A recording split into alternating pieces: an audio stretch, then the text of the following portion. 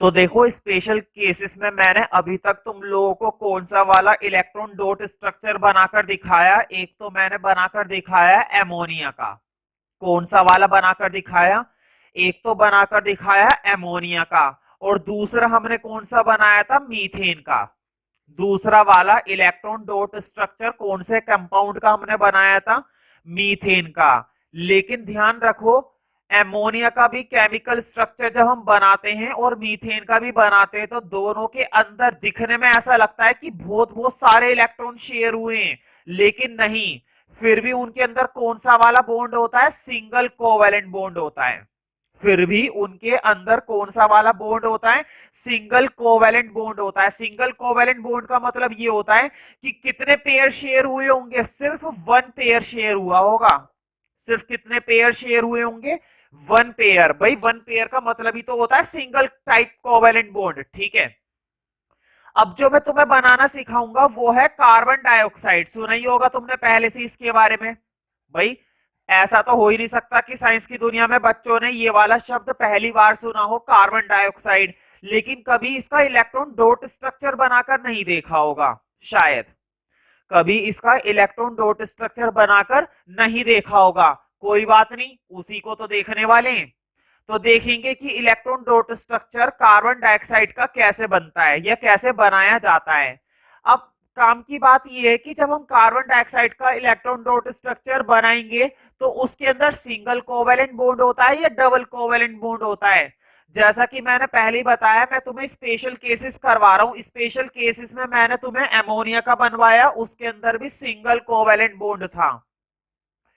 फिर मैंने मीथेन का बनवाया, उसके अंदर भी सिंगल कोवेलेंट बॉन्ड था। लेकिन अब मैं कार्बन डाइऑक्साइड का बनवाऊंगा, उसके अंदर सिंगल कोवेलेंट बॉन्ड नहीं है, उसके अंदर डबल वाला है। उसके अंदर कौन सा बॉन्ड है? डबल वाला, ठीक है। तो देखते हैं। हाँ, बनवा इसलिए रहा हूं क्योंकि कई बार एग्जाम में कार्बन डाइऑक्साइड का ड्रॉ करने को आ चुका है, ठीक है। तो नंबर 3 डालो, क्योंकि अब हम इसको तीसरे नंबर पर करने वाले हैं। तो तीसरे नंबर पर लिखो carbon dioxide. Carbon dioxide, carbon dioxide. हाँ, एक चीज तो तुम्हें हमेशा याद होनी चाहिए, उसका फॉर्मूला क्या होता है। भाई कार्बन डाइऑक्साइड का फॉर्मूला क्या होता है? CO2। यही तो होता है कार्बन डाइऑक्साइड का फॉर्मूला, CO2। जरा बोर्ड पे देखो, दो चीजों की जरूरत पड़ेगी। एक तो जरूरत पड़ेगी कार्बन की, और एक जरूरत पड़ेगी ऑक्सीजन की, है ना। एक जरूरत पड़ेगी कार्बन की और एक जरूरत पड़ेगी ऑक्सीजन की। हाँ, कार्बन का एटॉमिक नंबर बोलो। कार्बन का एटॉमिक नंबर होता है 6, और शेल के अंदर डिवाइड करना जरूर आना चाहिए। ब्रैकेट के अंदर लिख लो, शेल में क्या हो जाएगा? पहली शेल में 2 आ गए, दूसरी शेल में 4 आ गए। समझ में आ गया ना? जैसा मैंने बोर्ड पर लिखा है बिल्कुल उसी तरीके से कॉपी करते चलो, साथ साथ, ठीक है। तो देखो, तुम्हें क्या याद होने चाहिए? तुम्हें एटॉमिक नंबर याद होने चाहिए। और वैसे भी 10th क्लास में इतनी तो उम्मीद स्टूडेंट से की जा सकती है कि उनको एटॉमिक नंबर याद हो। वैसे तो 9th क्लास से याद हो जाने चाहिए थे। अब बात करते हैं ऑक्सीजन की। ऑक्सीजन का एटॉमिक नंबर होता है 8, और इसका इलेक्ट्रॉनिक कॉन्फ़िगरेशन क्या होता है? इसका इलेक्ट्रॉनिक कॉन्फ़िगरेशन होता है 2। फिर दूसरी शेल में कितने बचेंगे? 6। अच्छा, ये जो मैं कर रहा हूं इलेक्ट्रॉनिक कॉन्फ़िगरेशन, मैं ये समझता हूं कि तुम्हें ऐसे करने में कोई दिक्कत नहीं होनी चाहिए। इस तरह से तुम्हें इलेक्ट्रॉनिक कॉन्फ़िगरेशन बनाना आना जरूर चाहिए, ठीक है। वरना तो भाई देखो दिक्कत होगी, अगर नहीं बना पा रहे हो तो तुम्हें दिक्कतों का सामना करना पड़ सकता है, इसमें तो कोई डाउट ही नहीं है। दिक्कत होगी होगी अगर तुम इस तरह की इलेक्ट्रॉनिक कॉन्फ़िगरेशन नहीं कर पाते हो तो, ठीक है। वैसे करते होंगे। अब हम स्ट्रक्चर बनाएंगे, और स्ट्रक्चर बनाते समय बस एक ही बात दिमाग में याद रखनी होती है, हमें क्या? ऑक्टेट। हमें ऑक्टेट पूरा करने की कोशिश करनी होती है। हर एलिमेंट को अपनी लास्ट शेल में कितने इलेक्ट्रॉन करके दिखाने होते हैं? 8। हर एलिमेंट को अपनी लास्ट शेल में कितने इलेक्ट्रॉन करके दिखाने होते हैं? 8। तभी तो उसका ऑक्टेट पूरा होएगा। अब जरा इधर देखो, इधर देखना जरा, है ना। बताओ कार्बन के कितने एटम है? कार्बन का एक एटम है, और एक कार्बन के साथ ऑक्सीजन के कितने एटम है? ये जो नीचे लिखा हुआ होता है ना, ये होते हैं एटम। तो कार्बन के नीचे कुछ नहीं लिखा हुआ, तो कार्बन का तो एक एटम है। और ऑक्सीजन के कितने एटम चिपके हुए हैं? ऑक्सीजन के दो एटम चिपके हुए हैं। अब जरा बोर्ड पे देखो, देखो ये मैंने बना दिया कार्बन, ये मैंने क्या बना दिया? ये मैंने बना दिया कार्बन, ठीक है। अब मैं ऑक्सीजन के कितने एटम चिपकाऊंगा? ऑक्सीजन के दो एटम चिपकाऊंगा। ये लो जी, मैंने ऑक्सीजन का एक एटम चिपका दिया और ये ऑक्सीजन का दूसरा एटम चिपका दिया। तुम कहोगे मैंने साइडों में क्यों चिपकाया, ऊपर नीचे क्यों नहीं चिपकाया? तुम बोलोगे कि मैंने साइडों में ही क्यों लगाया, एक लेफ्ट हैंड साइड लगाया, एक राइट हैंड साइड लगाया, ऐसा क्यों करा? मैंने ऊपर नीचे क्यों नहीं लगाया? तो भाई देखो, हम स्ट्रक्चर बना रहे हैं और स्ट्रक्चर के अंदर अगर तुम ऑक्सीजन को आगे और पीछे की बजाय ऊपर और नीचे लगाना चाहते हो तो जहां दिल करे वहां लगाओ, कोई दिक्कत वाली बात नहीं है। ये लो बीच में आ गया यहां पर ऑक्सीजन, यहां पर आ गया ऑक्सीजन, ठीक है। देखो स्ट्रक्चर तो मैंने बना लिया, असली खेल स्ट्रक्चर का नहीं है, असली खेल स्ट्रक्चर का नहीं है। असली खेल किस चीज का है? असली खेल इलेक्ट्रॉन को शेयर करने का है। असली खेल किस चीज का है? असली खेल इलेक्ट्रॉन की शेयरिंग का है। अब जरा इधर देखना बोर्ड पे, अब बस 2 मिनट के लिए फोकस होकर देखना। देखो जरा, कार्बन की लास्ट शेल में कितने हैं? 4। भाई ये बात तो अब तक याद हो जानी चाहिए कि कार्बन की आखिरी शेल में 4 होते हैं। बोर्ड पे देखो जरा, मैंने वो कार्बन के जो 4 थे वो यहां पर दिखा दिए, कोई दिक्कत तो नहीं है?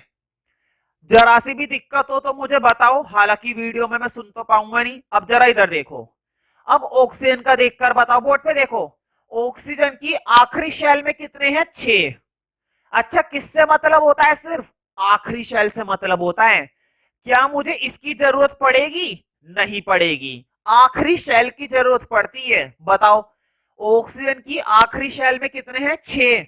बना दो 6। देखो जरा, 1 2 3 4 5 6।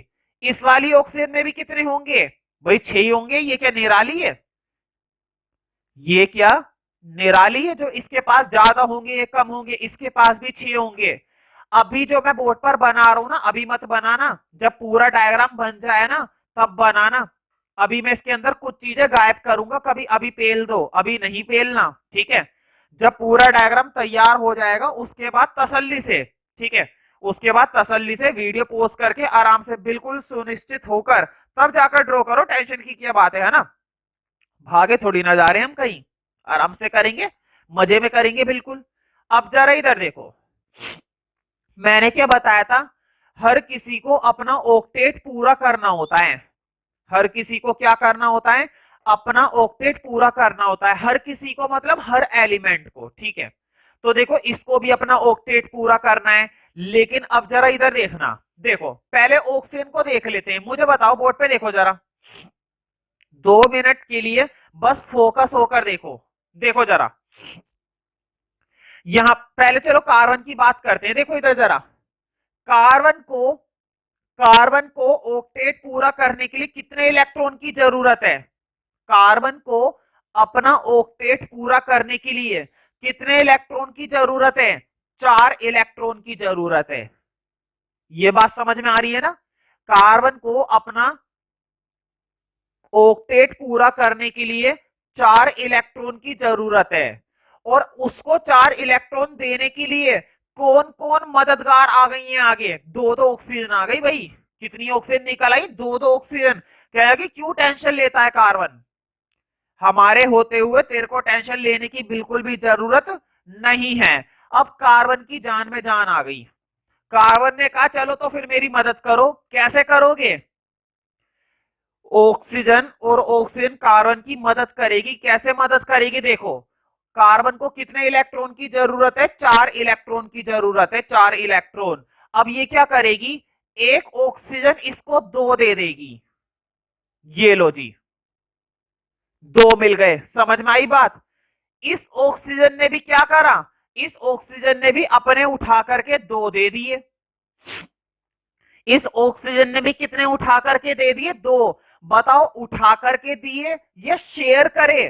दिए नहीं, शेयर करे। देखो ये इलेक्ट्रॉन इसके सर्कल के अंदर भी है और ये इलेक्ट्रॉन इसके सर्कल के अंदर भी है, मतलब इन लोगों ने शेयर नहीं, और इन लोगों ने ट्रांसफर नहीं करे, इन लोगों ने शेयरिंग करी है। ठीक है, तो इस ऑक्सीजन ने भी दो दे दिए और इस ऑक्सीजन ने भी दो दे दिए। बताओ कार्बन के तो मजे आ गए, कार्बन के क्या आ गए? कार्बन के मजे आ गए। अच्छी बात है, मजे आ गए। अब बेचारी ऑक्सीजन उदास बैठी हुई है। अब ऑक्सीजन कह रही है चल अब तेरी बारी, चल अब तेरी बारी। अब जरा इधर देखो, फिर से देखो बोर्ड पर, देखो जरा ऑक्सीजन के पास कितने इलेक्ट्रॉन है? 4 इलेक्ट्रॉन है और 2 इधर हैं। बताओ ऑक्सीजन के पास 4 इलेक्ट्रॉन यहां पर है और 2 यहां पर है। तुम कहोगे ये दो तो शेयर कर दिए, ये अब ऑक्सीजन के कहां रहे? तो मैंने पहले ही बताया था, शेयरिंग में इलेक्ट्रॉन दोनों के होते हैं तभी तो शेयरिंग होती है। जैसे कि किताब तुम अपने दोस्त के साथ शेयर करते हो, तो बताओ वो किताब क्या दोस्त की हो जाती है? नहीं, वो किताब तुम्हारी ही है ना? तुमने क्या करी है? शेयर करी है ना? तो शेयरिंग हो रही है, ना कि ट्रांसफॉर्मेशन। अब मुझे बताओ ऑक्सीजन के पास कितने इलेक्ट्रॉन है? 4 और 2 इधर हैं, तो ऑक्सीजन के पास कितने इलेक्ट्रॉन है? 6। ऑक्सीजन के पास इस समय कितने इलेक्ट्रॉन है? 6। ऑक्सीजन कह रही है मैंने तो तेरा ऑक्टेट कंप्लीट करवा दिया, तू मेरा ऑक्टेट कब कंप्लीट करवाएगा? मैंने तो तेरा ऑक्टेट कंप्लीट करवा दिया, तू मेरा ऑक्टेट कब कंप्लीट करवाएगा? तो कार्बन ने पूछा कितने की जरूरत है तेरे को, बता जल्दी। तो उसने बताया भाई 2 की जरूरत है, बस ज्यादा बड़ी बात नहीं करूंगी। कितने की जरूरत है? 2 की जरूरत है। तो कार्बन ने कहा अच्छी टेंशन ली, ये ले मेरे पास 4 पड़े हुए, मैंने अपने 2 स्टार तुझको दे दिए, मैंने अपने 2 स्टार तुझको दे दिए। अब मुझे जरा देखकर बताओ, 2 मिनट के लिए, बस ज्यादा बड़ी बात नहीं, 2 मिनट के लिए देखो ऑक्सीजन के पास कितने हो गए? देखो 1 2 3 4 5 6 7 8। उस ऑक्सीजन की तो लाइफ बदल गई भाई, लाइफ बन गई। अब इधर देखो, इस ऑक्सीजन ने कहा कि भाई मेरा भी भला कर दे जरा। इसने उससे पूछा, कार्बन ने ऑक्सीजन से पूछा कि तेरे को कितने की जरूरत है? तो उस ऑक्सीजन ने कहा मुझे भी 2 की जरूरत है भाई, मैं क्या निराली हूं, मुझे भी 2 की जरूरत है। तो कार्बन ने कहा तूने अच्छी टेंशन ली, मेरे पास सिर्फ 2 ही पड़े हुए हैं, ये ले ले चल तू, ये भी ले और ये भी ले। तुम कहोगे कि कार्बन ने दोनों की मदद कर दी, कार्बन तो खाली हो गया, कार्बन के पास तो कुछ बचा ही नहीं, और आपने कहा था कि कार्बन को भी ऑक्टेट पूरा करना है। कार्बन के पास तो कुछ भी नहीं बचा, खाली पड़ा हुआ है, और आपने कहा था कि कार्बन को भी ऑक्टेट पूरा करना है। बिल्कुल, जरा देखो अभी भी कार्बन के पास है, कैसे है? शेयरिंग करके है। जरा इधर देखो, कार्बन के पास शेयरिंग करके है। देखो जरा कार्बन के पास इधर कितने हैं? 1 2 3 4, और इधर कितने हैं? 5 6 7 8। बताओ कार्बन के पास अभी भी कितने इलेक्ट्रॉन है? 8 इलेक्ट्रॉन हैं, लेकिन कैसे? शेयर करके। कैसे? शेयर करके। मुझे इतनी सी बात बता दो, बस बोर्ड पे देखना जरा, जितना मैं पूछूंगा ना उतना बताना। देखो ऑक्सीजन और कार्बन के बीच में कितने इलेक्ट्रॉन शेयर किए गए? 4 इलेक्ट्रॉन शेयर किए गए, है ना? फिर से इधर देखो, कार्बन और ऑक्सीजन के बीच में कितने इलेक्ट्रॉन शेयर किए गए? 4 इलेक्ट्रॉन शेयर किए गए। बताओ 2 डॉट 2 क्रॉस, है ना? 2 डॉट और 2 क्रॉस, इतने इलेक्ट्रॉन शेयर हुए हैं। कितने इलेक्ट्रॉन शेयर हुए? 2 डॉट और 2 क्रॉस, 2 डॉट और 2 क्रॉस। ठीक है, तो देखो 2 डॉट और 2 क्रॉस 4 इलेक्ट्रॉन, 2 डॉट और 2 क्रॉस 4 इलेक्ट्रॉन। 4 इलेक्ट्रॉन का मतलब यहां पर कितने पेयर? 2 पेयर। मालूम है ना एक पेयर में कितने इलेक्ट्रॉन होते हैं? 2 पेयर, है ना? सॉरी, एक पेयर में कितने इलेक्ट्रॉन होते हैं? 2 इलेक्ट्रॉन। तो बताओ 4 इलेक्ट्रॉन मतलब कितने पेयर? 2 पेयर। बताओ इधर भी 2 पेयर शेयर हुए, इधर भी 2 पेयर शेयर हुए, तो क्या ये सिंगल कोवेलेंट बॉन्ड है या फिर ये डबल कोवेलेंट बॉन्ड है? ये हमारा डबल कोवेलेंट बॉन्ड है, क्योंकि जब भी 2 पेयर शेयर होते हैं कितने पेयर शेयर होते हैं? 2 पेयर। तो ऐसा बॉन्ड क्या कहलाता है? ऐसा बॉन्ड कहलाता है डबल कोवेलेंट बॉन्ड। और डबल कोवेलेंट बॉन्ड को कितनी लाइनों से शो किया जाता है? 2 लाइनों से। बोर्ड पे देखो, कार्बन, ऑक्सीजन और ऑक्सीजन। तो देखो डबल बॉन्ड, पहली लाइन दूसरी लाइन, पहली लाइन दूसरी लाइन, ठीक है। अब तुम तसल्ली से इसको ड्रॉ कर सकते हो। वीडियो पोस्ट करके करना है तो वीडियो पोस्ट करके कर लो, वैसे करना है तो वैसे कर लो, ठीक है। देखो जरा, ये जो मैंने नीचे लिखा है ना, 4 4 2 पेयर 2 पेयर, इसको तुम्हें लिखने की जरूरत नहीं है। हाँ, अगर अपने ध्यान रखने के लिए और समझने के लिए लिखना चाहते हो तो लिख सकते हो। अपने ध्यान रखने के लिए या समझने के लिए लिखना चाहते हो तो लिख सकते हो, ठीक है। तो ये हमने कार्बन डाइऑक्साइड का स्ट्रक्चर तैयार कर लिया। ये है इलेक्ट्रॉन डॉट स्ट्रक्चर और वो है सिंपल स्ट्रक्चर। जो उधर बना रखा है ना वो सिंपल स्ट्रक्चर है, दोनों बना लो, ठीक है। अच्छा, कोई मुझे बताएगा कि मैंने डबल लाइन क्यों लगाई? मैंने डबल लाइन इसलिए लगाई क्योंकि किस तरह की बॉन्डिंग है इन लोगों के बीच में? इन लोगों के बीच में डबल कोवेलेंट बॉन्डिंग है भाई। कौन सी बॉन्डिंग है? डबल कोवेलेंट बॉन्डिंग है। बहुत ही बढ़िया बॉन्डिंग होती है, भगवान ऐसी बॉन्डिंग सबके बीच में बनाए रखे। ये हमने तीसरा डायग्राम बनाया था, ठीक है। तो इसको मैं समझता हूं तुमने ड्रॉ कर लिया होगा, और नहीं करा है तो पोस्ट करके कर लेना।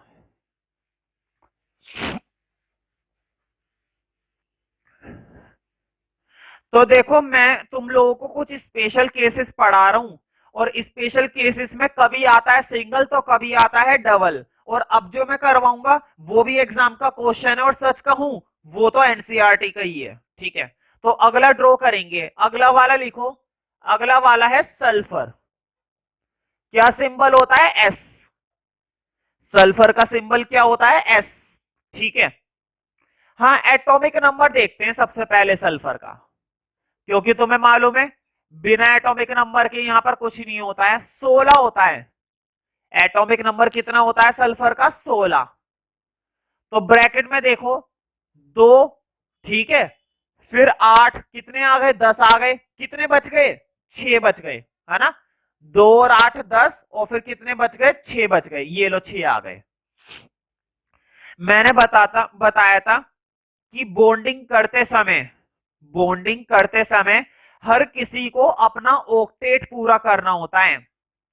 हर किसी को अपना क्या पूरा करना होता है? ऑक्टेट पूरा करना होता है। तो इधर भी हम ऑक्टेट पूरा करेंगे। तो जब हमने सल्फर से पूछा ना कि तेरे को ऑक्टेट पूरा करने के लिए कितने इलेक्ट्रॉन चाहिए, तो उसने बताया कि मेरी लास्ट शेल में 6 इलेक्ट्रॉन है, मुझे ऑक्टेट पूरा करने के लिए सिर्फ कितने इलेक्ट्रॉन चाहिए? 2 इलेक्ट्रॉन चाहिए। उसने मुझे बताया कि मेरी आखिरी शेल में सिर्फ 6 इलेक्ट्रॉन है, और ऑक्टेट पूरा करने के लिए कितने इलेक्ट्रॉन की आवश्यकता है? सिर्फ 2 इलेक्ट्रॉन। तो उसको 2 चाहिए। हमने कहा तेरे को कोई देने वाला है? तेरे को कोई इलेक्ट्रॉन देने वाला है? उसने कहा मैं तो अकेली हूं सल्फर, मैं तो अकेला हूं सल्फर, कोई नहीं है मेरे साथ, ठीक है। तो हमने कहा कोई बात नहीं, अपने दोस्त को बुला ले, मतलब कि एक और सल्फर को बुला ले। उसने कहा ठीक है, मैं बुला सकती हूं, मैं बुला सकती हूं। तो उसने अपने फ्रेंड को बुलाया। एक सल्फर से हो गए 2 सल्फर। एक सल्फर से कितने सल्फर हो गए? 2 सल्फर। अब जरा इधर देखो, इस सल्फर के पास भी कितने हैं? 6। इस सल्फर के पास भी कितने हैं? 6। और इस सल्फर के पास भी कितने हैं भाई? ये क्या निराली है? इसके पास भी 6 होंगे। इस सल्फर के पास भी 6 हैं, है ना। इस सल्फर के पास भी 6 हैं। तो देखो, मैंने इससे कहा कि तेरे को कितने की जरूरत है? 2 की। और मैंने इससे कहा तेरे को कितने की जरूरत है? 2 की। तो मैंने इस सल्फर से कहा अपने 2 इसको दे दे। उसने मान गई। ये लो, अपने 2 उठा करके इसने किसको दे दिए? इसको दे दिए। समझ में आई बात? बताओ, देखो जरा बोर्ड पे, इसने अपने 2 निकाल कर, देखो कितनी जिंदा दिली वाली बात करी है। इसने अपने 2 निकाल कर इसको दे दिए, ठीक है। अब उस सल्फर से मैंने बोला कि देख उसने दिए हैं, तू भी तो दे दे। उसने भी 2 उठा करके इसको दे दिए। जरा गिनकर देखो, हो गया ऑक्टेट पूरा? देखो जरा, 1 2 3 4 5 6 7 8। भाई इसका तो हो गया, इसका तो हो गया। अब इधर देखो, 1 2 3 4 5 6 7 8, इसका भी हो गया, इसका भी ऑक्टेट पूरा हो गया, इसका भी ऑक्टेट पूरा हो गया। बात हमारी बन गई, बात हमारी बन गई। लेकिन अब मैं तुम्हें एक बात बता देता हूं कि सल्फर दो एटम के साथ मॉलिक्यूल नहीं बनाता है। सल्फर जो है, ये मैंने कितने एटम जोड़ रखे हैं? दो एटम। देखो सल्फर के कितने एटम हैं? एक और दो। तो मैंने सल्फर के दो एटम जोड़ रखे हैं। सल्फर दो एटम के साथ कभी भी मॉलिक्यूल नहीं बनाता। सल्फर अपने नेचुरल फॉर्म में मॉलिक्यूल बनाता है, जो कि इसकी 8 होती है। ये अपने साथ कितने एटम जोड़कर रखता है? ये अपने साथ 8 एटम जोड़कर रखता है। 8 एटम। कितने एटम जोड़कर रखता है? 8 एटम। दो नहीं, 8। तुम कहोगे तो पहले आपने दो का क्यों बनवा कर दिखाया? वो मैंने प्रैक्टिस करवाई थी कि अगर दो होता तो कैसे होता। ठीक है, अब तुम्हें 8 वाला बड़े आराम से समझ में आ जाएगा। अगर मैं तुम्हें पहले ही 8 वाला बनवा देता तो दिमाग परेशान हो जाता। तो पेपर में आता है ये कि सल्फर नेचुरली कितने एटम में एग्जिस्ट करता है नेचर में। सल्फर नेचुरली नेचर में कितने एटम्स के साथ एग्जिस्ट करता है? तो तुम्हें आंसर देना है 8 एटम्स के साथ। लिखना चाहो तो लिख सकते हो 8 एटम्स ऑफ सल्फर। सल्फर की खासियत है ये, सल्फर की खासियत है ये। जैसे कि अगर मैं हाइड्रोजन की बात करूं तो हाइड्रोजन नेचुरली फॉर्म में दो एटम के साथ एग्जिस्ट करती है। क्या तुमने कभी ये देखी है H3 या कभी H देखा है? कभी नहीं देखा होगा, है ना? ना तो तुमने H देखा होगा ना H3 देखा होगा। लेकिन हाइड्रोजन दो एटम में एग्जिस्ट करता है। इसी तरह से ओजोन, ओजोन 3 एटम में एग्जिस्ट करती है। और ऑक्सीजन दो एटम में एग्जिस्ट करता है। और ऑक्साइड O में एग्जिस्ट करता है। समझ में आ रहा है ना? तो सल्फर कितने एटम में एग्जिस्ट करता है? बोर्ड पे देखो, सल्फर एग्जिस्ट करता है 8 एटम में। तो क्यों ना पहले 8 का स्ट्रक्चर बना लिया जाए। देखो 2 का मैंने बनाना सिखा दिया था, अब मैं तुम्हें 8 का बनाकर दिखाता हूं। थोड़ा सा रुककर बनाना, क्योंकि कभी कभी मुझसे भी गलत बन जाता है। कभी कभी मुझसे भी गलत बन जाता है भाई, इंसान हूं, रोबोट तो हूं नहीं। 1 2 3 4 5 6, गड़बड़ हो गई ना। देखो मैंने 7 पे ही काम खराब कर दिया, है ना? चलो खैर कोई नहीं, इसको हम सुधारेंगे। ये लो, इसको मैं थोड़ा छोटा कर देता हूं, वरना दिक्कत होगी। यहां तक तो सही बात बन रही थी, यहीं पे थोड़ा मैं बहक गया। देखो कितने बन गए? 1 2 3 4 5, है ना? ये लो, 6 7 8, है ना? अब सही है थोड़ा सा, है ना? मतलब कि स्ट्रक्चर है ना, सिर्फ ये नहीं कि सिर्फ बनाकर बात खत्म करनी है, नहीं, अच्छा भी दिखना चाहिए। डायग्राम का क्या मतलब होता है? डायग्राम का मतलब सिर्फ इतना नहीं होता है कि हम इंफॉर्मेशन दे रहे हैं। डायग्राम का मतलब ये भी होता है कि हम इंफॉर्मेशन को किस तरीके से प्रेजेंट करने की कोशिश कर रहे हैं। और जितना ज्यादा अच्छा तरीका होगा हमारा इंफॉर्मेशन प्रेजेंट करने का, उतना ही सामने वाले टीचर को पसंद आएगा। ठीक है, तो ये 8 के 8 एटम किसके हैं? सल्फर के हैं। तो लिख दो S S S S S S S. ठीक है, जरा बोर्ड पे देखना। देखो अभी ड्रॉ नहीं करना है, अभी केवल देखना है। देखो सल्फर में कितने हैं लास्ट शेल के अंदर? 6। सल्फर में आखिरी शेल के अंदर कितने हैं? 6। जरा इधर देखो, 1 2 3 4 5 6। समझ में आई बात? अब इधर देखो, 1 2 3 4 5 6। ये भी समझ में आ गया होगा। एक और देखो, 1 2 3 4 5 6। अब पहले ना इन 3 पर समझना बस। पहले तुम्हें क्या करना है? पहले तुम्हें इन 3 पर समझना है बस। बाकियों पर तो टाइम ही नहीं लगेगा। अगर तुम्हें इन 3 पर समझ में आ गया तो समझ लो सब पर समझ में आ गया। अब जरा इधर देखो, 3 पर कैसे समझेंगे। देखो जरा, देखो मैंने सल्फर से पूछा तुझे ऑक्टेट कंप्लीट करना है क्या? उसने कहा हाँ भाई करना है। मैंने बोला ठीक है। फिर मैंने इस वाली सल्फर से पूछा क्या तुझे ऑक्टेट पूरा करना है? उसने कहा हाँ मुझे भी करना है, करवा दे। बोला ठीक है करवाता हूं अभी। फिर मैंने इससे पूछा, इसने भी कह दिया हाँ करना है। फिर मैं वापस बीच वाली पर आ गया। मैंने कहा तुझे ऑक्टेट करने के लिए कितने चाहिए जल्दी बोल। उसने कहा 2 चाहिए भाई। उस सल्फर को, मतलब कि बीच वाली सल्फर को कितने चाहिए? 2 चाहिए। मैंने कहा अपने साथियों से मांग क्यों नहीं लेती?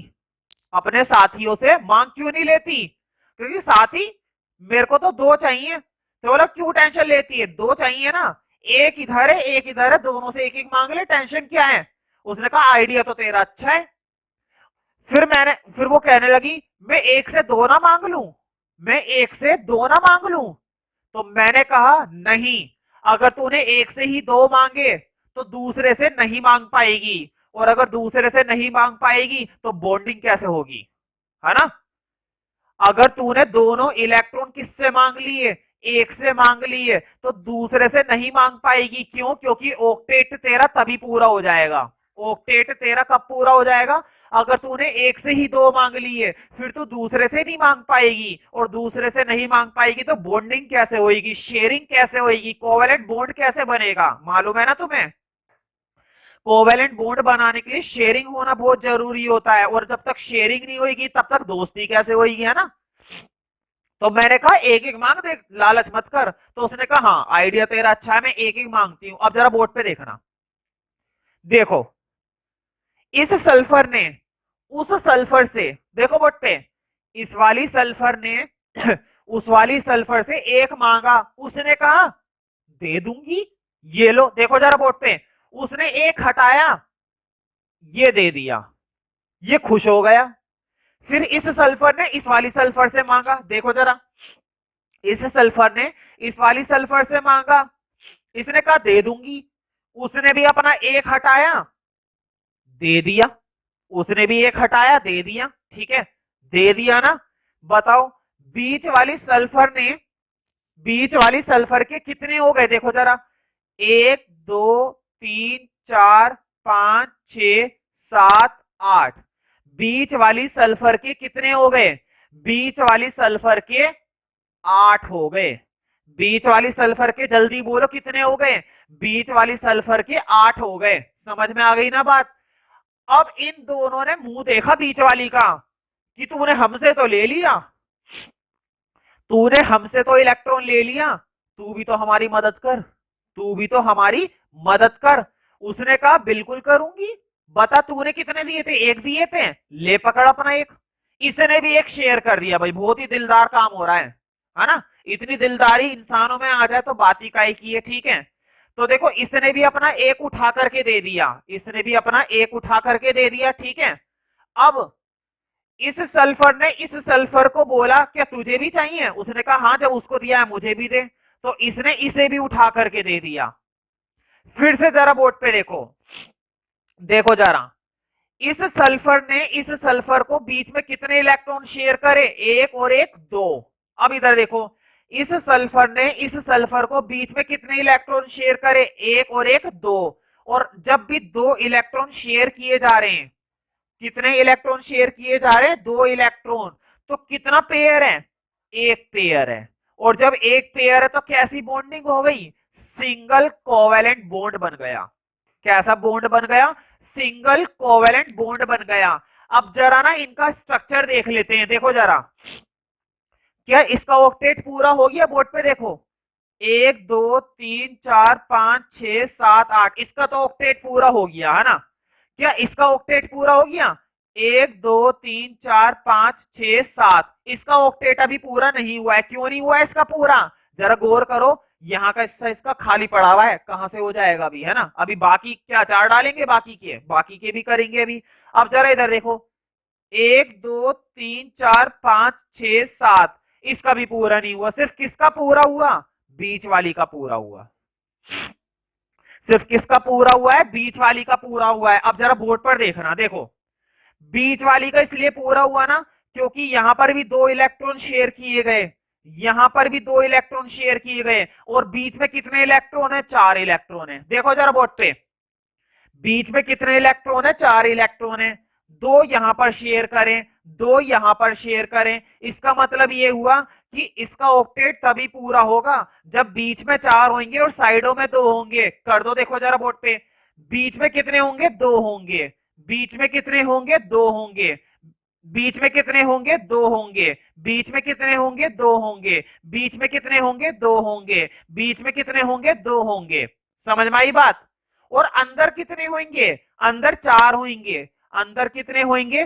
4 होंगे। अंदर कितने होंगे? 4 होंगे। अंदर कितने होंगे? 4 होंगे। अंदर हर बार कितने होंगे? 4 होंगे। अंदर हर बार कितने होंगे? 4 होंगे। इसके भी 4 करने, 1 हटा दो। इसके भी 4 करने, 1 हटा दो।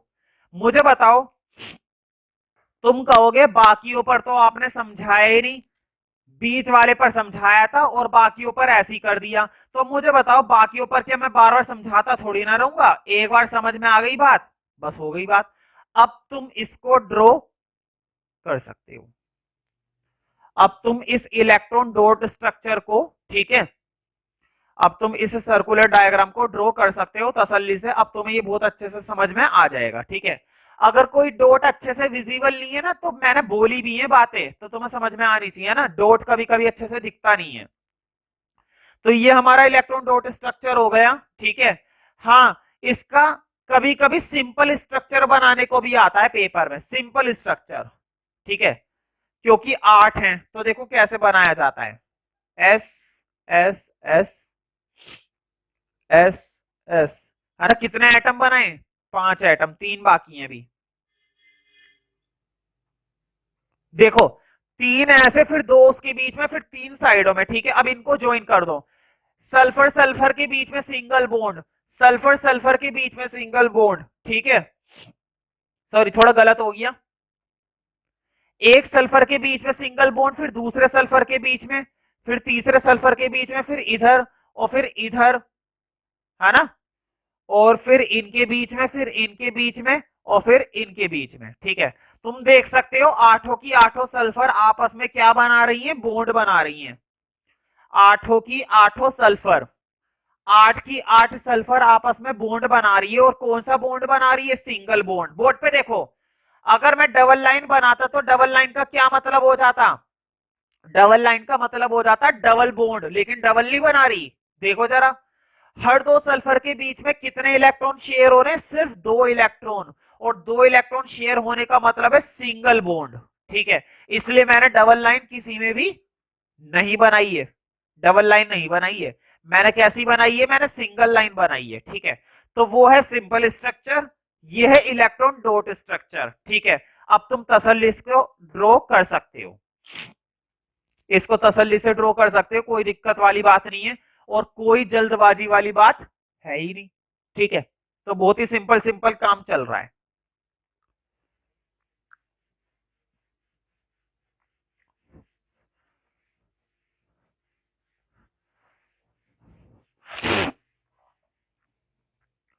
अब एक क्वेश्चन है, एग्जाम का क्वेश्चन है ये, ठीक है, उसको मैं सॉल्व करवाऊंगा। तो पहले क्वेश्चन लिखना, लिखो, explain nature, explain nature of covalent bond, explain nature of covalent bond, nature of covalent bond using bond formation, explain nature of covalent bond using bond formation, मतलब कि बॉन्ड फॉर्म करना है हमें, बॉन्ड फॉर्मेशन, ठीक है, formation in, bond formation in CH3Cl, board पे लिखा हुआ है, बॉन्ड फॉर्मेशन इन CH3Cl,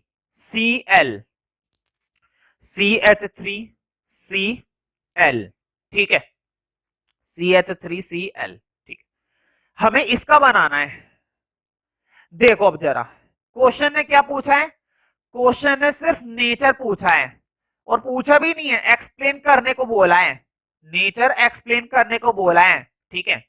तो एक काम करते हैं, पहले स्ट्रक्चर बनाएंगे, और पेपर में भी जब भी आ जाए ना नेचर एक्सप्लेन करने को, तो पहले स्ट्रक्चर ही बनाना है, वरना मार्क्स कटते हैं। तो देखो पहले इनके एटॉमिक नंबर पर गौर करते हैं। भाई कार्बन की बात करते हैं, अब तक तो रट जाती है ये बात। बताओ, कार्बन का एटॉमिक नंबर होता है 6, और शेल में डिवीजन होता है 2,4। बात समझ में आ गई होगी। अब हाइड्रोजन, हाइड्रोजन का एटॉमिक नंबर होता है 1, और इलेक्ट्रॉन में ट्रांसफॉर्मेशन होती है 1। बताओ, जब हाइड्रोजन का इलेक्ट्रॉन है ही 1, हाइड्रोजन का जो एटॉमिक नंबर है, हाइड्रोजन का जो एटॉमिक नंबर है, जब वो है ही 1, तो इसमें मैं क्या कर सकता हूं? ठीक है, शेल के अंदर भी डिवीजन किस चीज का होगा? शेल के अंदर भी डिवीजन सिर्फ 1 ही होगा, ठीक है। अब बात करते हैं क्लोरीन की। हाँ, क्लोरीन का तुम लोगों को याद होना चाहिए, वैसे मुझे भी सही से याद रहता नहीं है, और मेरे पास ये लिखा हुआ भी नहीं है, ठीक है। लेकिन वैलेंसी के अकॉर्डिंग मैं सोच पा रहा हूं शायद इसका 17 होता है ना? कोई बात नहीं, आई थिंक 17 ही होता है, ठीक है। तो देखो, इलेक्ट्रॉनिक कॉन्फ़िगरेशन क्या बनेगा? पहली शेल में आ गए 2, दूसरी शेल में आ गए 8, तीसरी शेल में आ गए 7, तीसरी शेल में आ गए 7, ठीक है। और मैंने तुम्हें एक बात शायद पहले ही बता दी है, ठीक है, कि हाइड्रोजन के अंदर ऑक्टेट कंप्लीट नहीं होता है। हाइड्रोजन के अंदर क्या कंप्लीट होता है? हाइड्रोजन के अंदर डुप्लेट चलता है भाई। हाइड्रोजन के अंदर ऑक्टेट नहीं चलता, हाइड्रोजन के अंदर क्या चलता है? हाइड्रोजन के अंदर डुप्लेट चलता है। कोई बात नहीं, हम डुप्लेट करेंगे। डुप्लेट का मतलब क्या होता है? डुप्लेट का मतलब ये होता है कि ये अपनी आखिरी शेल में 2 रखता है, ना कि 8। ये अपनी आखिरी शेल में कितने रखना पसंद करता है? 2 रखना पसंद करता है, ना कि 8, ठीक है। अब जरा स्ट्रक्चर बना लेते हैं पहले। बड़ा आसान स्ट्रक्चर है, दिखने में ऐसा लग रहा है यार क्या यही है, CH3Cl। कोई बात नहीं, देखो सबसे पहले कार्बन का बनाएंगे, ये लो जी, क्योंकि चैप्टर का हीरो कौन है? चैप्टर का हीरो कार्बन है। ये लो, मैंने कार्बन बना दिया। तुम भी क्या याद रखोगे? हीरो की तस्वीर मैंने बना दी, कार्बन। अब बताओ, हाइड्रोजन के कितने एटम चिपके हुए हैं? हाइड्रोजन के कितने एटम चिपके हुए हैं? हाइड्रोजन के 3 एटम चिपके हुए हैं। कितने एटम चिपके हुए हैं? 3। तो देखो, 1, 2, 3, 3 बना दिए। तुम कहोगे नीचे वाली जगह क्यों छोड़ दी? मैं बोलूंगा क्लोरीन को कहां डालोगे? पागल हो क्या? क्लोरीन को नहीं डालना क्या? क्लोरीन को डालना है। तो देखो, क्लोरीन को इधर चिपका दो, क्या दिक्कत है? क्लोरीन को इधर चिपका दो, क्या दिक्कत है? बताओ, ऊपर वाले 3 किस चीज के हैं? Hydrogen, hydrogen, hydrogen. और नीचे वाला किस चीज का है? क्लोरीन, है ना? देखो स्ट्रक्चर तो बन गया, लेकिन मैंने एक बात बताई थी कि स्ट्रक्चर बनाना इतनी बड़ी बात नहीं होती है। उनके अंदर जो हम शेयर्स करेंगे ना, ट्रांसफर करेंगे, इलेक्ट्रॉन्स को शेयर करेंगे, वो हाँ बड़ी बात है। वो काम करना तो बड़ी बात है, वो तो सच है, खैर ठीक है। तो हम वही करने वाले हैं। बस अब तुम सोच रहे होंगे ये हमें पता कैसे चलता है कि कैसे स्ट्रक्चर बनाना है? तो देखो, मैं पढ़ा रहा हूं कितनी कितनी बार, है ना, हर साल पढ़ाता हूं, और तुम पढ़ रहे हो पहली बार, इसलिए तुम्हें थोड़ी सी दिक्कत होगी, और वो दिक्कत खत्म करने का एक ही तरीका है, प्रैक्टिस। तुम्हें दुनिया भर की क्या करनी पड़ेगी? प्रैक्टिस करनी पड़ेगी। प्रैक्टिस करते जाओगे और ये क्वेश्चन तुम्हारा सॉल्व होता जाएगा, ठीक है। अब जरा बोर्ड पर देखना, देखो कार्बन की लास्ट शेल में कितने होते हैं? 4 होते हैं। कार्बन की लास्ट शेल में कितने होते हैं? 4 होते हैं, ठीक है। तो देखो, कार्बन की जो लास्ट शेल में 4 होते हैं ना, उसको मैं किससे दिखा रहा हूं? क्रॉस से दिखा दिया।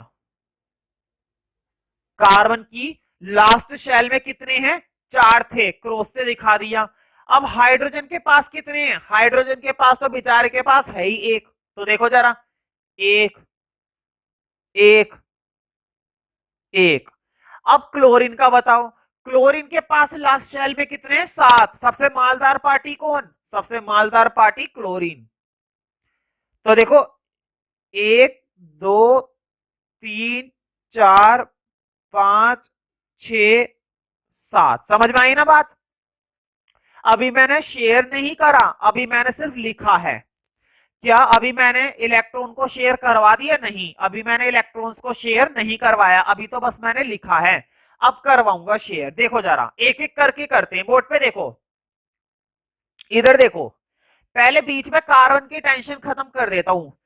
तुम्हें मालूम है ना, कार्बन को अपना ऑक्टेट पूरा करवाने के लिए कितने की जरूरत पड़ती है? 4 की। कार्बन को अपना ऑक्टेट पूरा करवाने के लिए कितने की जरूरत पड़ती है? 4 की जरूरत पड़ती है। और इसको 4 देने के लिए कितने लोग हैं इसके पास? पहली हाइड्रोजन, दूसरी हाइड्रोजन, तीसरी हाइड्रोजन, चौथी क्लोरीन। कितने लोग हैं? 4 लोग हैं। 4 लोगों में कौन कौन लोग हैं इसकी मदद करने के लिए? 4 लोगों में 3 तो है हाइड्रोजन और 1 है क्लोरीन। तो कार्बन ने कहा चलो निकालो अपना अपना हिस्सा। तो हाइड्रोजन ने कहा मेरे पास तो एक ही है, ले ले। इसने भी कहा मेरे पास तो एक ही है, ले ले।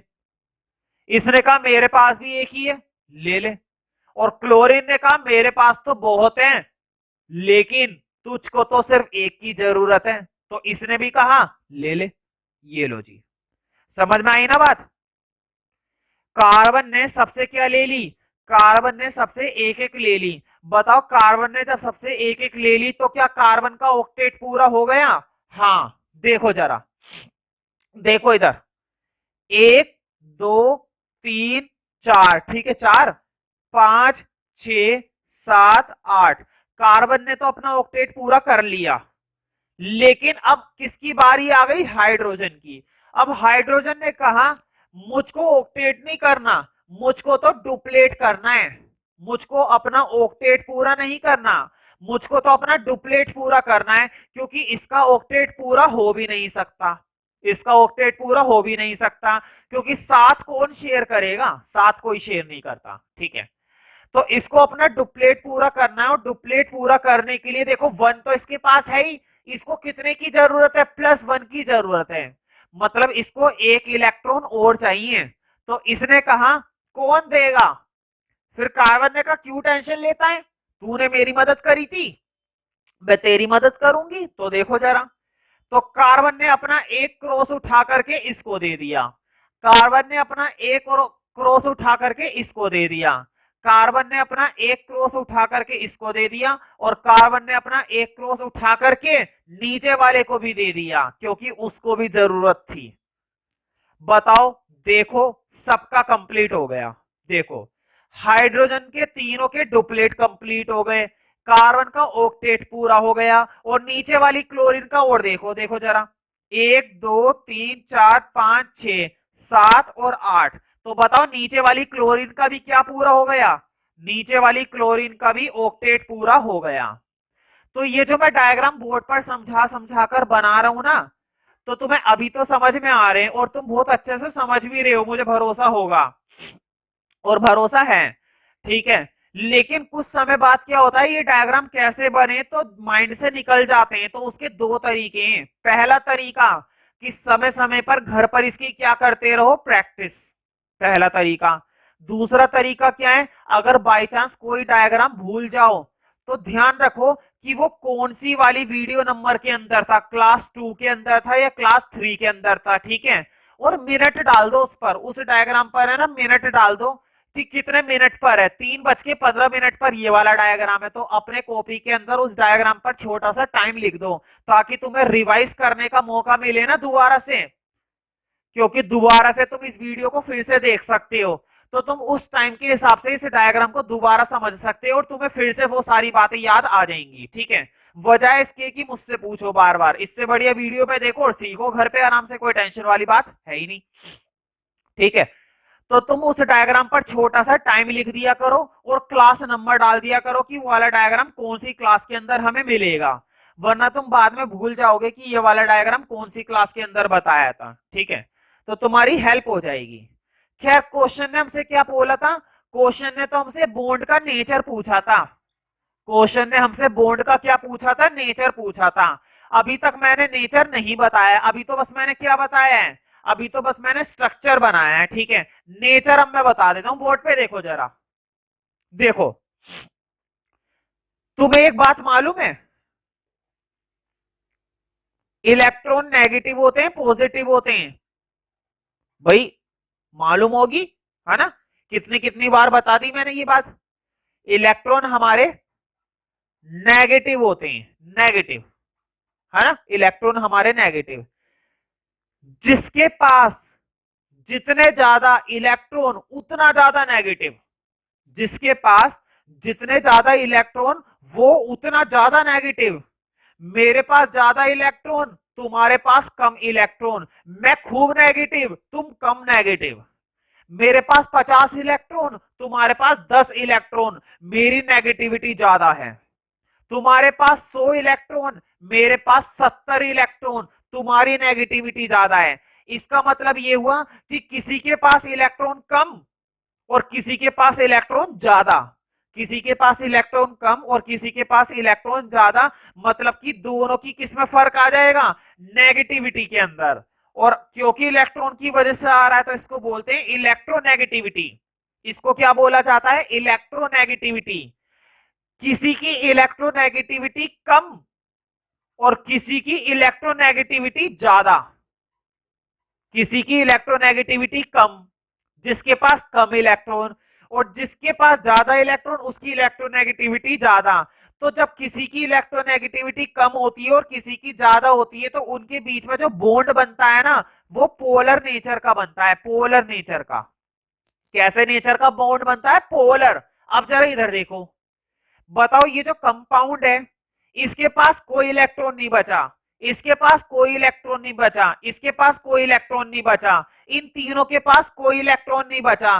मतलब इलेक्ट्रोनेगेटिविटी नाम के लिए है ना? इलेक्ट्रोनेगेटिविटी नाम के लिए। अब नीचे देखो क्लोरीन, क्लोरीन में तो कितने बच गए देखो, 1 2 3 4 5 6। तो बताओ इसकी इलेक्ट्रोनेगेटिविटी ज्यादा और इन सबकी इलेक्ट्रोनेगेटिविटी कम, है ना? ऊपर वालों की इलेक्ट्रोनेगेटिविटी कम और नीचे वाले की इलेक्ट्रोनेगेटिविटी ज्यादा।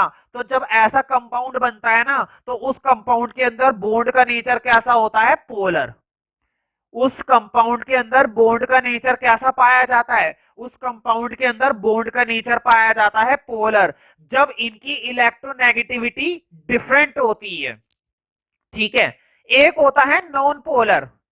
नॉन पोलर मतलब जब इलेक्ट्रोनेगेटिविटी क्या है? सेम है, ठीक है। अब तुम्हें समझ में आ गया ना कि बॉन्ड कौन सा है, ठीक है।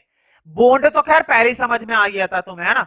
अब जरा देखो, मैंने डायग्राम बनवाया है ना, लिखवाया कुछ नहीं है इसके आंसर में, है ना? इसके आंसर में, हालांकि आंसर यहां से स्टार्ट हो गया था, आंसर में हमने ये लिख लिया, ये डायग्राम बना लिया ना। अब नीचे इंप्लाइज दैट का लिखो, है ना? अभी तक मैंने आंसर में लिखवाया कुछ नहीं था, अब लिखवा रहा हूं। तो इंप्लाइज दैट का साइन लगाकर लिखो। एक्सप्लेन करना था ना हमें, हमें क्या, देखो क्वेश्चन क्या था? Explain the nature of covalent bond. तो हमें इसका नेचर एक्सप्लेन करना है, सिर्फ बनाना नहीं है, एक्सप्लेन भी करना है। तो एक्सप्लेन करवा रहा हूं मैं, लिखो। Carbon has 4 FOUR। Carbon has 4, carbon has 4 valence electrons. Valence, ये वाला वैलेंस पता है ना, ये वाला।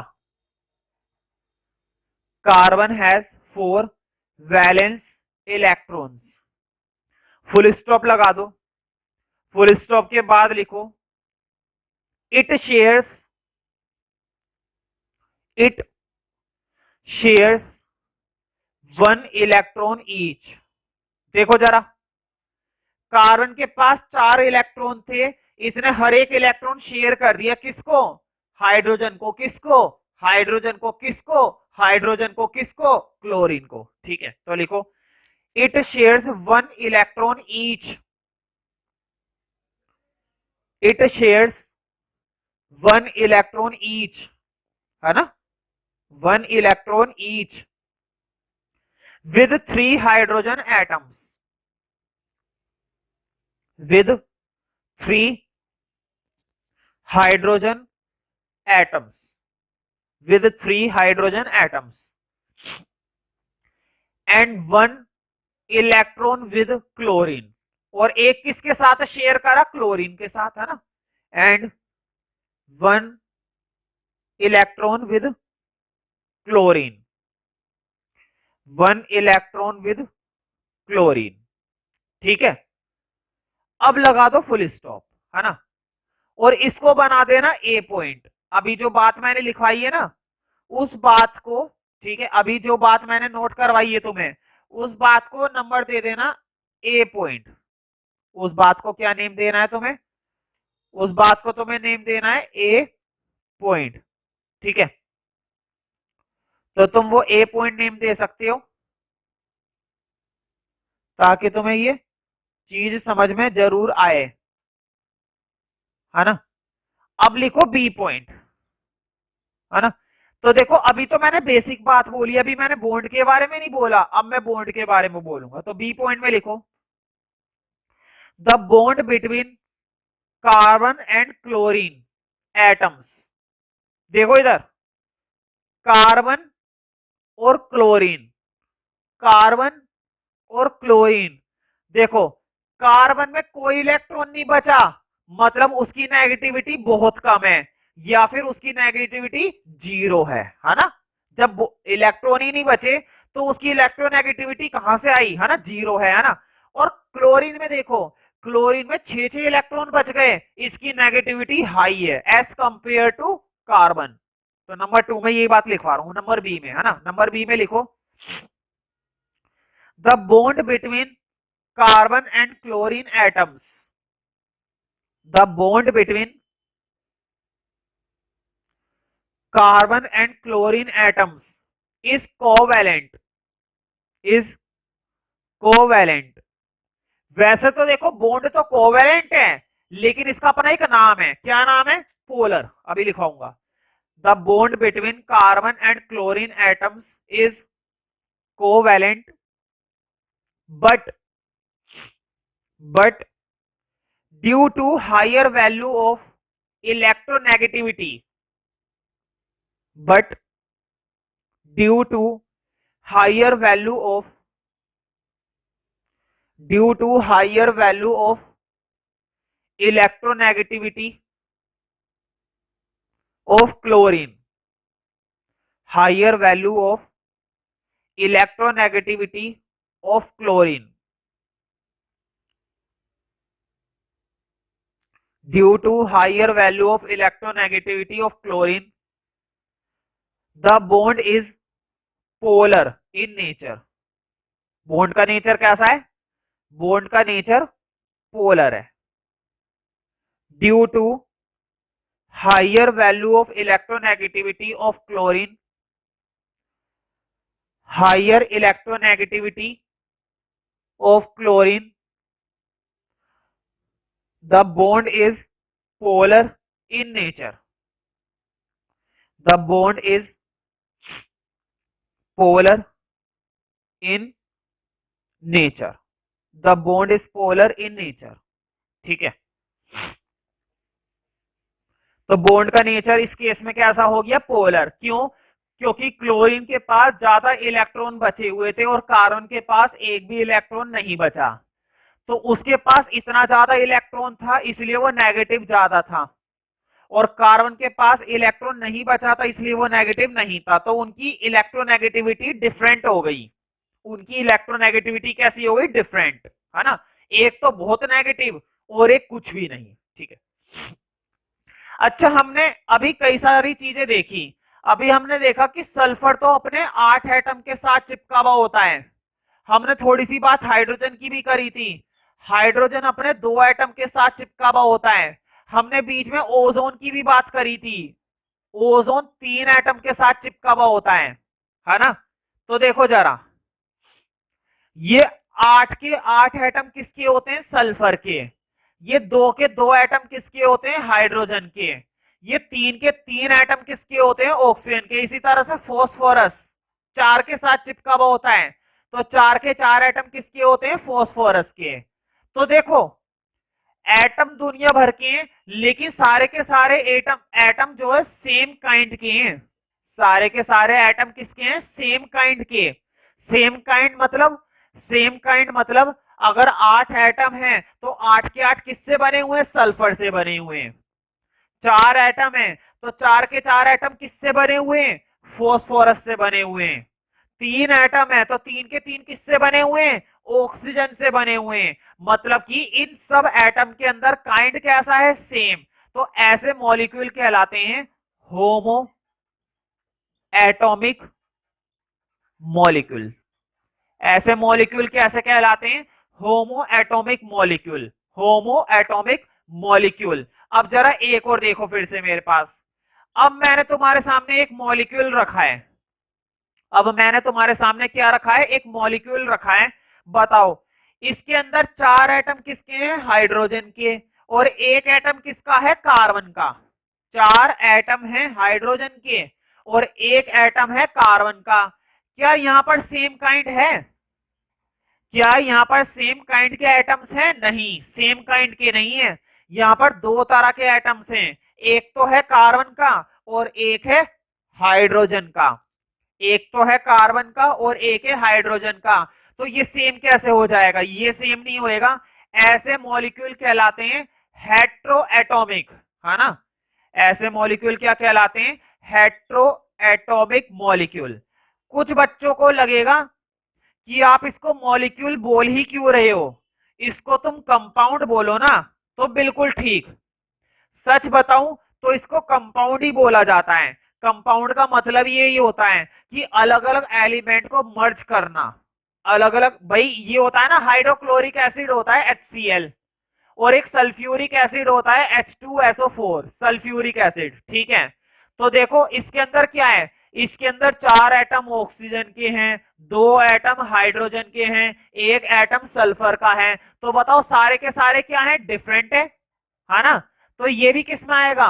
होमो एटॉमिक में या हेट्रो में? तो ये आएगा हेट्रो में। लेकिन सच बताऊं तो इसको हम मॉलिक्यूल नहीं बोलेंगे, इसको हम क्या बोलेंगे? कंपाउंड बोलेंगे।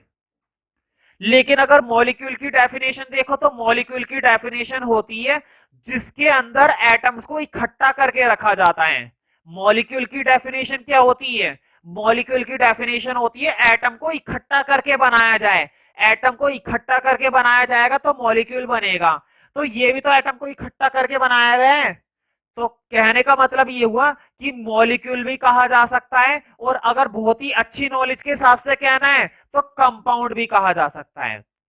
बेसिक नॉलेज क्या है? बेसिक नॉलेज ये है कि ये एक मॉलिक्यूल है ना। चीजों को इकट्ठा करके जो बनाया जाता है ना, एटम को इकट्ठा करके जो बनाया जाता है, अगर मैं 2 एटम को इकट्ठा करके रख दूं तो ये मॉलिक्यूल है। लेकिन इनको प्रॉपरली केमिकली, है ना, प्रॉपरली केमिकली रिएक्शन करवाऊं, इनके बीच में बॉन्डिंग करवाऊं, तो फिर ये कंपाउंड है। तो फिर ये क्या है? कंपाउंड है, ठीक है। तो कंपाउंड एक डीप नॉलेज है, एक्स्ट्रा ऑर्डिनरी नॉलेज है, और मॉलिक्यूल बेसिक नॉलेज है, और दोनों नॉलेज सही है, ठीक है। तो फिलहाल मैं इनको क्या बोलूंगा? फिलहाल मैं इनको कंपाउंड नहीं बोलूंगा, फिलहाल मैं इनको क्या बोलूंगा? मॉलिक्यूल। और कौन से वाले? Hetero atomic. Hetero atomic molecule, ठीक है। तो अब तुम समझ गए होंगे क्या हेडिंग डालना है ना। हेडिंग डालो होमो atomic and hetero atomic molecule, है ना। होमो atomic and hetero atomic molecule. तो होमो की खासियत होती है, वैसे भी ये शब्द तो बड़ा इंपॉर्टेंट है और पुराना है। ये वाला शब्द तो बहुत पुराना है, तुमने पहले भी कितनी कितनी बार ये वाला शब्द सुन रखा है, होमो। याद है 9th क्लास में होता था होमोजीनियस मिक्सचर, हेट्रोजीनियस मिक्सचर। होमो का मतलब जिसके अंदर सेम कंपोजिशन रहती है, बदलती नहीं, जैसे पानी में चीनी घोल देना, ठीक है। और हेट्रो में बदल जाती है, जैसे पानी में मिट्टी घोल देना। तो हेट्रो में बदल जाती है मतलब डिफरेंट, सेम नहीं होता, डिफरेंट हो जाता है। और होमो में सेम रहता है। तो होमो का मतलब ही यही होता है, होमो शब्द का ना मतलब यही होता है सेम। मतलब कि जिसमें सेम हो। तो देखो 8 के 8 एटम किसके हैं? सेम सल्फर के। 2 के 2 एटम किसके हैं? सेम हाइड्रोजन के। 4 के 4 एटम किसके हैं? सेम फॉस्फोरस के। लेकिन इधर देखो 4 एटम हाइड्रोजन के, एक एटम कार्बन का। डिफरेंट हो गया ना, सेम का आ रहा।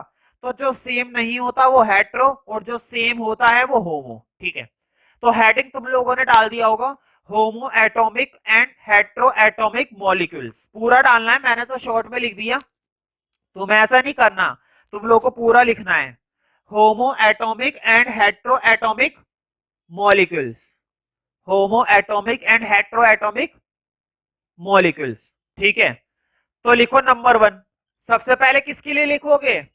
कुछ भी लिख लो, होमो एटॉमिक मॉलिक्यूल्स लिखो। चलो लिखो, those molecules which are made up of, those molecules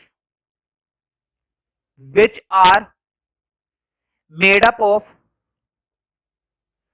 which are made up of only one kind of atom, those molecules which are made up of only one kind of atoms। क्या शब्द important है, इस पर underline कर लेना, only one kind, है ना, only one kind पर अंडरलाइन कर लेना। अगर तुम्हारी डेफिनेशन से ये 3 शब्द छूट गए तो डेफिनेशन कट जाएगी। ठीक है, those molecules which are made up of only one kind of atoms, है ना, only one kind of atoms.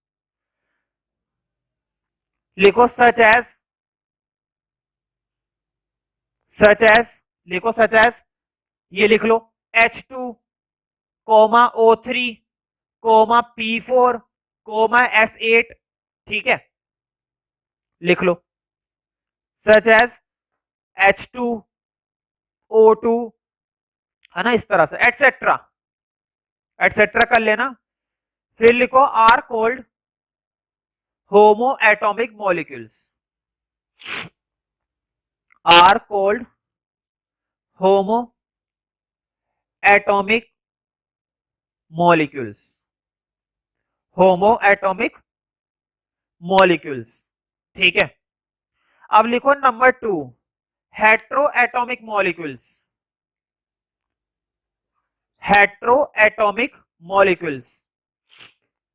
तो हेट्रो एटॉमिक मॉलिक्यूल्स लिखो,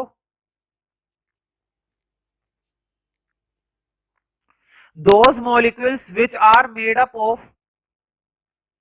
those molecules which are made up of, जो किससे बने हुए होते हैं? ओनली वन काइंड या more than one kind? More than one kind. Those molecules which are made up of more than one kind of atoms, more than one kind, more than one kind of atoms.